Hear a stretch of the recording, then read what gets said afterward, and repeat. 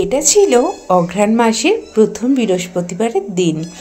তো সকালটা শুরু হয়েছিল আজকে একটু ব্যস্ততার মধ্যেই, তার কারণ বাড়িতে পুজো থাকলে একটু সকাল সকালই উঠতে হয়, অনেক কাজ থাকে, সেই কাজগুলোকে সেরে রাখতে হয়।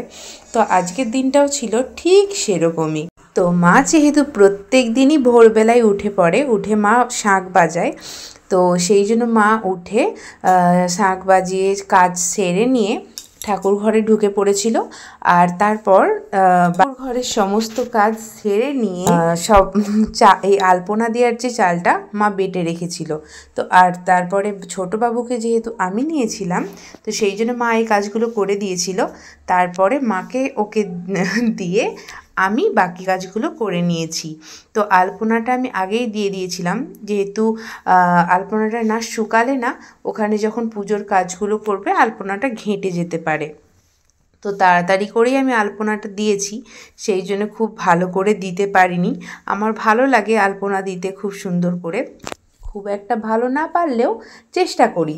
তো সেই সময় আর ভালো করে দিতে পারছিলাম না, কারণ ছোটোবাবু খুব কাঁদছিল, তো ওকে নিতে হতো, সেই জন্য যেরকম পেরেছি তাড়াতাড়ি করে দিয়ে দিয়েছি, যাতে পুজোর আগে আলপনা দেওয়া হয়ে যায়। আর যেহেতু আমাদের এই অঘ্রাণ পৌষ দুটো মাসই বাড়িতে লক্ষ্মী পুজো করা হয়, তো সেই জন্য এই 2 মাসই আমাদের যে বামুনদের মামি পুজো করতে আসে তাকে পুজো হয়ে যাওয়ার পর কিছু বানিয়ে খাওয়াই। তো এটা হচ্ছে আমার দিদা শাশুড়ির আমল থেকেই হয়ে আসছে। তো প্রথমে আমার দিদা শাশুড়ি করতো, তারপর আমি আমার শাশুড়ি মাকেও করতে দেখেছি।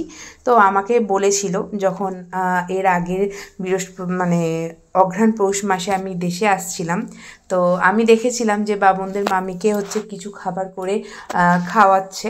তো আমি বললাম যে মা এটা কি তুমি খাওয়াও না? বলছে না, এটা আগে আমার মা খাওয়াতো, তারপর আমি, তারপর এবারে তুমি করবে। তো যেহেতু এবারে মা নেই, সেই জন্য এবারে আমার দায়িত্ব, সেই জন্য আমিই বানিয়ে খাইয়েছি খাবার বাবুন মামিকে। আর এখন না প্রমাণ হচ্ছে, ওর দিদুন যখন ভোরবেলায় ওঠে 4:30-র সময়, ও ঠিক ওই টাইমটাতেই উঠে পড়বে, আর একটুও ঘুমাবে না। আগে কত সুন্দর খাবার খেয়ে নেওয়ার পর সঙ্গে সঙ্গে ঘুমিয়ে যেত, এখন ওরকমটা হবে না। খাবার খেয়ে ও তো এনার্জিতে আরও খেলাধুলো করবে, আর 4:30-র সময় ওর দিদুন উঠবে, ওর তার সাথে সাথে ও উঠে পড়বে, আর ওকে নিয়ে আমাকে বসে থাকতে হবে। রাত্রিতে সমস্ত কাজ সেরে অনেকটা লেট হয়, ওদের দিকে ঘুম পাড়িয়ে দিয়ে আমি কাজগুলো সেরে রেখে তারপরে শুই, সকালবেলা যাতে একটু চাপটা কম থাকে।